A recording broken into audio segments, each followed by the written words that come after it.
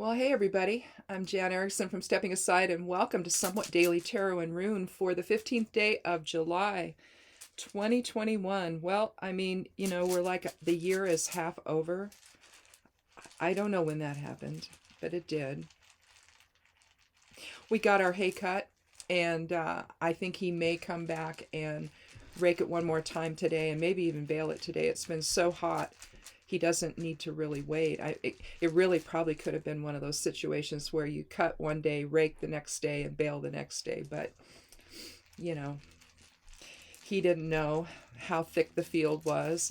But he raked it yesterday, and it doesn't, he probably could have come back and baled it then. So, I don't know. It's looking good, and so far the weather's good too. Well, let's see. I'll go ahead and I'll take the rune. Let's go over what we did on Monday. We had Yura and Vaya. So really unfolding awareness on a new path, integration, material achievement, let go of emotional security. Let's see. Eight of Pentacles would have been the materials achievement information. The Eight of Cups would have been letting go of emotional security concerns. Eight of Wands, a lot might be coming in on you, need to protect, and also determination is another aspect of the Eight of Wands. The challenge card was to stay aligned in spirit and also in an integrity with the Hanged Man.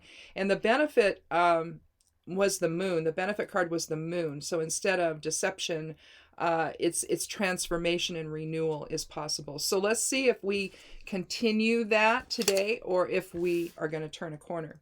So let's see what the rune is. Well, in terms of new path, we have the sudden release of energy with Ingus.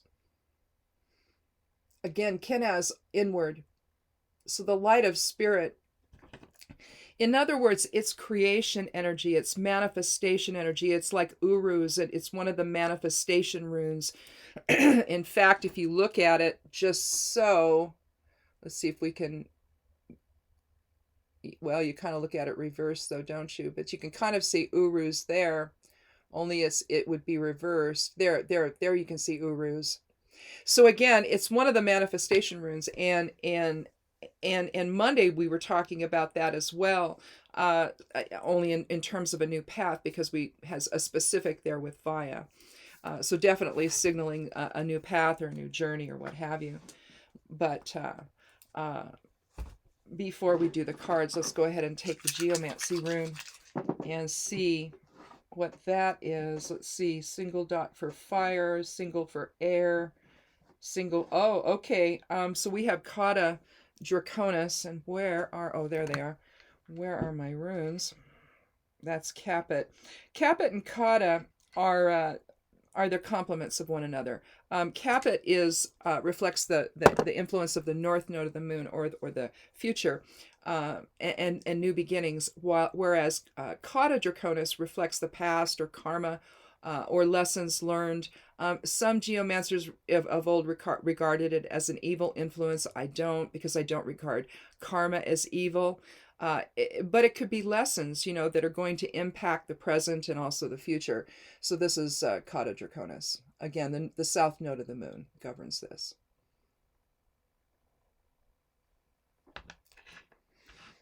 So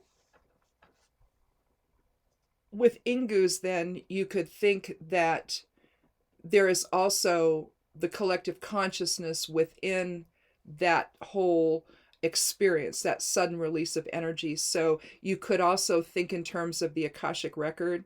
So there you've got, within that, karma could be contained within that. Past experiences that guide you forward, so to speak, that you learn from. So I think that even though we see the sudden release of energy with something new here with Ingus, it doesn't mean that Kata Draconis is not part of that whole experience. So just keep that in mind. And then we'll set the little book over there so we've got some room on the table. Again, if this is your first time here, welcome. Thank you so much. I hope you'll click subscribe, and I guess Google wants everyone to give you, have you also give likes or something for things? I don't know. I don't know what that has to do with anything. They don't run ads on my YouTube channel. I don't have enough subscribers for that, I guess. And so they've not offered me that, or maybe I have to sign up once I get that many, but I don't have as many. It used to be, I think you only needed 100 or something, and then you could run ads. But you know, I don't, I don't. So I don't know. It's first, and they sent a thing out about encourage people to like your videos. It's like, okay, will you like my video?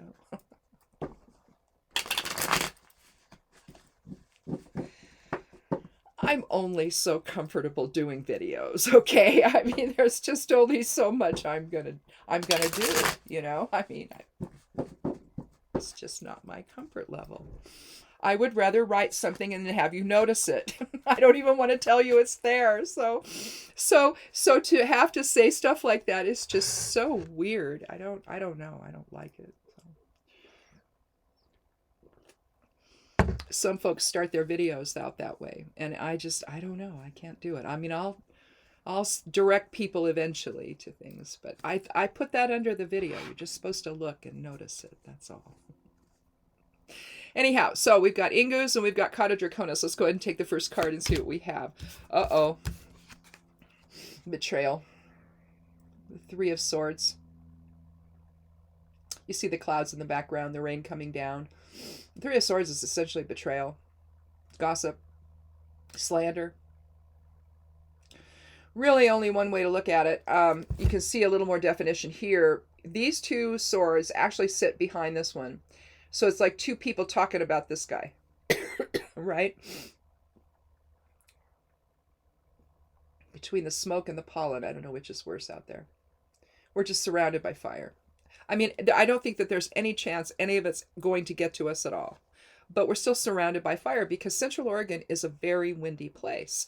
And so, and a lot of the time, you know, the winds will converge all where we live. So it's like, it all comes in from all directions. But that may be what this feels like today. The Three of Swords, things coming in all directions. And it's just, you can't see it. You can't, you don't know it's there, but yet at the same time, you know it's there, but you don't know yet what it is. So I don't know if this is going to signal a turn of the corner. I think maybe it will. Let me grab that card. We had one card, the Eight of Cups, where, well, we had a run on eights, which was interesting. And so it was talking about inner strength, basically. As far as I'm concerned, when I see that, it's like, oh, you're going to have some inner strength here with the eight. Or it could be a whole lot of material achievement. And so it was a very positive card for something new beginning that involved material achievement. If you let go of emotional needs for a particular type of security that maybe isn't necessary now. So you kind of get it all in order, and then you walk away, even though that the hill is got rocks in the way and you're climbing uphill a little bit. That's okay. You have the strength to do that, right? So inner strength was part of that. So maybe that's what we'll pull from this. Let's start with that, and we'll hook it to that. So maybe there's somebody that's trying to get in the way of what was happening on Monday, or this could just be something new. You know, or if you are embarking upon something new, like a new business or maybe a new position at the company you're in, if that's what that's talking about, then maybe there's somebody there that's trying to undermine you. See, that's the other thing about the Three of Swords is people are trying to undermine someone else, and you know, and with maybe some slander.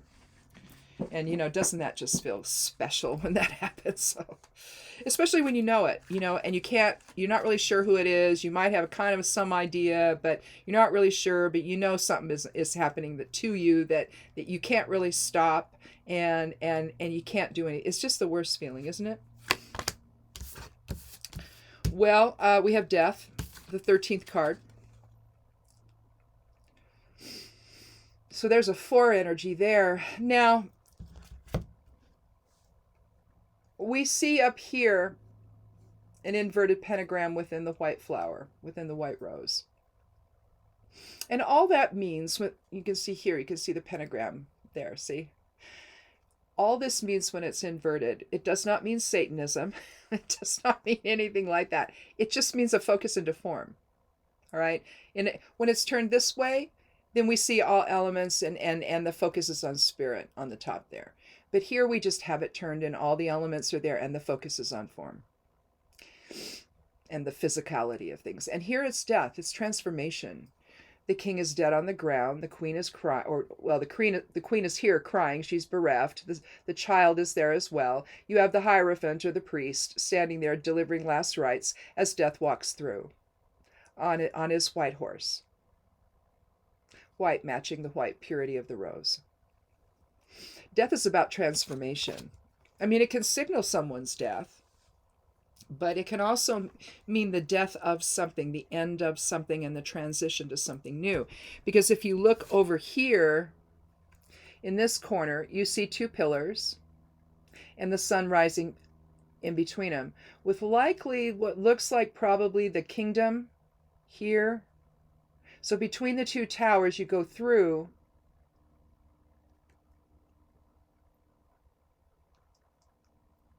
and if the Pope wasn't in the way, you might, and his hat wasn't in the way, you might see a pathway going up there, maybe. Very likely, the road going into the kingdom. But you see, the sun is rising, so a new day is upon us. So again, new beginnings are part of this. Not sure yet what the heartbreak has to do with it. Maybe we're going to get a card that tells us to let go of that which no longer serves, and to let go of to walk away from this betrayal, to understand that maybe the betrayal is so bad that, maybe that's what it is. Maybe the betrayal is so bad that you have to end the relationship because, you trust is broken and you can't stay within that situation any longer, whether it's at work, whether it's in a personal relationship, family, friendship, neighbors, whatever, maybe someone has betrayed you to the point that you really do need to move on and away from that experience and not try to stay within it. Maybe the broken trust is just not fixable. You may be willing to forgive and talk about it and all of that and put it behind you, but maybe the other people can't do that. Maybe they're so morally compromised in all of it that they did. In other words, it wasn't a mistake. There's nothing that they can say they're sorry for, because this is just who they are. Okay? If they were to do that, it wouldn't stick. They'd do it again, in other words, because again, it feels like this is, when you see this matched with death, that's final, all right? Something really major happened here. And typically it is. Somebody undermines you or somebody tries to slander you. It doesn't feel good. My husband dealt with something like that last year, where he was literally, and had been for a couple of years, being slandered by somebody that we know, and it's just like, whoa, what are you doing that for? Because nothing this person said was even remotely true, but they wanted something, see, and something they weren't entitled to, and they decided to hurt him in the process. It's like, well, if you again, this is who that person is. There's no coming back from that. That person is who they are. And it looks like this is a pattern with this person, not just with my husband, but with other people as well, setting people up and just, standing back and watching. It's one of those kind of things. I had a boss one time whose aunt had this dog, and its name was Mitzi.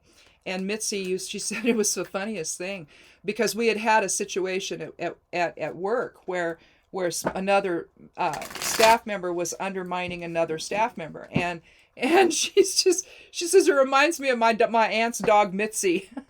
And what Mitzi would do, she was a real tiny dog, and she'd go and she'd cause trouble with the other dogs. And then as soon as the fighting starts, Mitzi would run and go under this one end table that she could run underneath, and she'd turn around and watch. Did it every time. And it just, and so after that, what was going on at work was at that point named the Mitzi principle or the Mitzi effect. But that's what it is. It's that they enjoy watching other people squirm and struggle and have to deal with things, and it's not right. And so these are people that literally you can't do anything. You can't fix them. They don't want to be fixed. It's their mindset. It's who they are. Let's see the third card here. Well, we have another 3. Maybe once you move on, you can get on with your material achievement. So this could be a bump in the road. This could have something to do with Monday's new path and new journey and into new material achievement. Maybe whoever you're doing that with, maybe you had some partners in it or something and you realize that's just not going to work. Clearly they want all of it and you're not going to get anything out of it. So that's obviously not going to work. And that may be the source of the betrayal. And so once you decide, again, and this could relate to the 8 of Cups, where you're putting everything in order and it's going to be challenging, which maybe this 3 of Swords is the challenge here, that you may experience some betrayal along the way. And you might have to, again, make some adjustments on this road to material achievement. I find it so interesting that the 3 of Pentacles, which is very similar, it's similar in context to the 8 of Pentacles. I don't know. I'll show it to you here. I have to drink some tea though. Hold on. It's finally getting cool enough that I can. It's like, oh my God, burn my mouth. But here you see 2 women coming along and they're looking at what this guy's doing, admiring his work. Looks like he's like a mason of some kind. But here you have this interaction. 3 is about communication. It's also about mind, body, spirit connection. All right. Alignment with other people. But it's creative. It's catalytic. But here he's working his trade. And instead of like with the 8 of Pentacles, where he's out, you can see the town in the background, and he's out, and he's just out there by himself, and you see him building his wealth. You see the coins stacked up on top of one another, and he's continuing to make them. He's continuing to make his money, but out away from other people. So it's a more solitary type of experience. But at the same time, see now what's happened here, the difference here is that he's actually in town. And he's where people can actually see what he's doing. So maybe part of the emotional security issue is that he wasn't really ready to, have that one-on-one interaction with people. But that was the difference, maybe letting go of the emotional issues surrounding one-on-one interactions with people. One of the things that's hard for people sometimes when you own a business is to sell yourself. And to sell to be able to tell somebody and convince them why they should come to you instead of somebody else. For some people, that's a very difficult thing to do. It's one thing to let your work speak for yourself, but when your words have to do it, well, that's another thing. And here, before, see, on Monday, he was out away in his own little spot, doing his thing, right? Building his wealth, having some material achievement, but he wasn't interacting with any customers. Maybe that's the difference. Maybe that it's signaling if you switch and you embrace that aspect of things and start interacting more with your customers instead of having someone else do it for you or just having your work speak for itself. Maybe that's the missing link to maybe even get you even more material recognition, achievement, status, and all of that. But you can see the difference between the 2. One is in town and one is out, away from the village.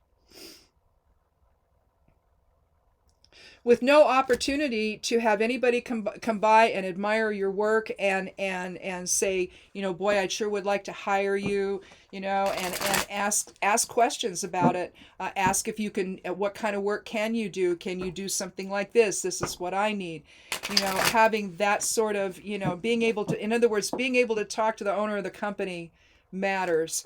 A lot of the time you don't get to. You have to talk to somebody that's not the boss. And I prefer to just talk to the boss a lot of the time, because a lot of the time when I talk to other people in a business, they really can't answer my questions. And so at some point I'm going to have to talk to the boss anyway.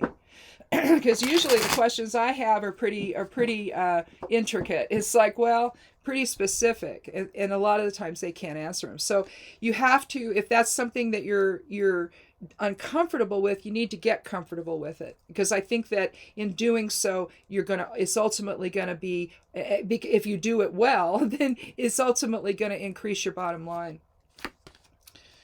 So the challenge will be to keep everything realistic. Here, your head is stuck in the clouds. Although, I also interpret this as dreaming new opportunities, dreaming about having new dreams. But most tarot interpreters read this as kind of a lack of balance here, the Seven of Cups. But I don't know. I'm a little more forgiving with this card. I just think these are different opportunities.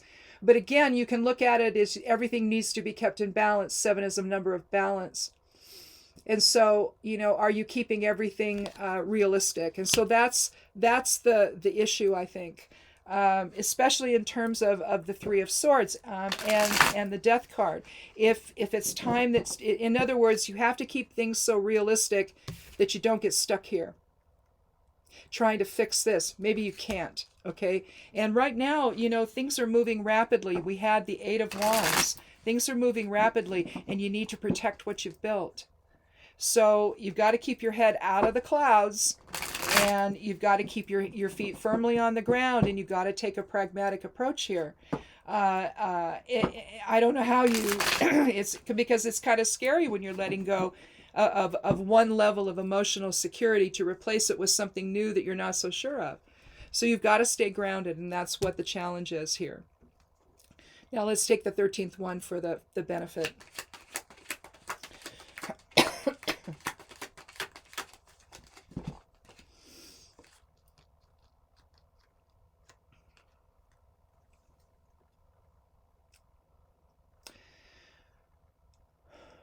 The benefit card, you could almost relax, and the Four of Swords is about letting your thoughts settle. Here we see the knight laying down. No, he's not dead. It kind of looks like one of those crypts where you have actually the stone visage, the whole body of the individual inside is up on top. Some of my relatives in my ancestry, some of the folks that have already done the work, and I'm taking from what they've done and adding to mine.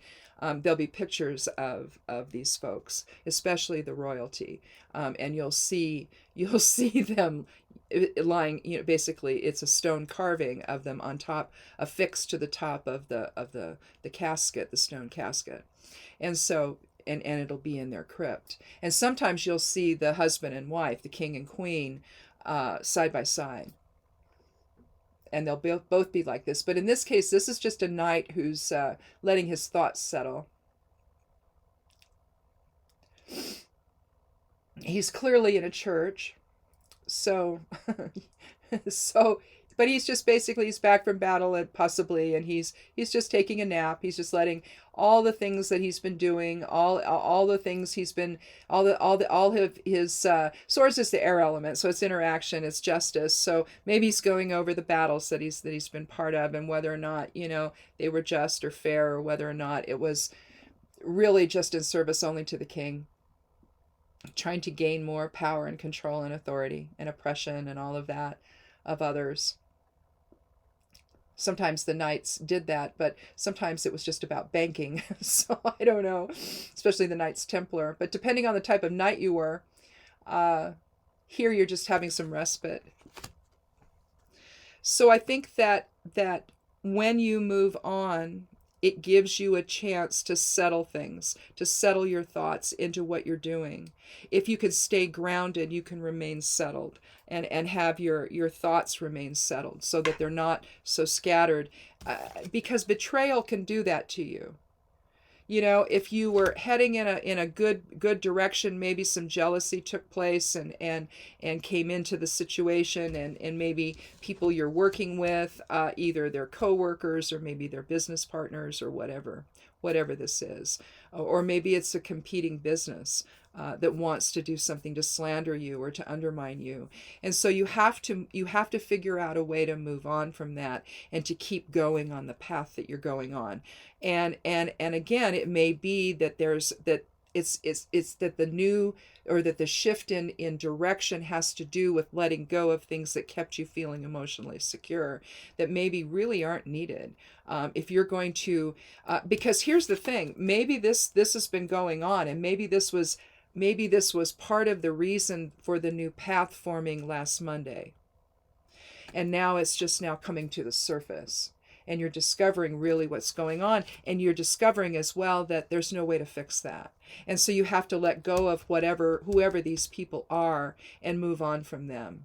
And although it could be difficult, and especially emotionally, the loss from it may not feel great, but at the same time, there's a sense of freedom, where now you don't have to deal with that anymore, and your thoughts can settle, and you don't need to be concerned any longer about what someone else is doing to you. And again, I just think coupled with Ingus, we're still on the path of something new forming. And with Cauda Draconis, you're going to want to take the lessons of the past and use them to benefit the future, and where it is you're going with whatever this new path is you're on, whatever form that's taking. Obviously there's been some betrayal, and that may be what's motivating you to do that, and we just didn't know that on Monday with Monday's reading. No, unless part of the moon could have been some deception. And so and then the very next card is this one on Thursday. So I don't know. It could have been signaling it. I just didn't read it that way, and there just wasn't really anything. I read it as transformation, and I think that that's probably what Monday's reading did, was set the tone for today. And now we're getting some new information, whereas either it's been betrayal along the new path, or it's actually betrayal that started it. And it's just time to let go of it, and to move on, from those people. If they ever want to catch up with you, well, they're going to have to do the work to do that, because they're the one that betrayed you, not the other way around.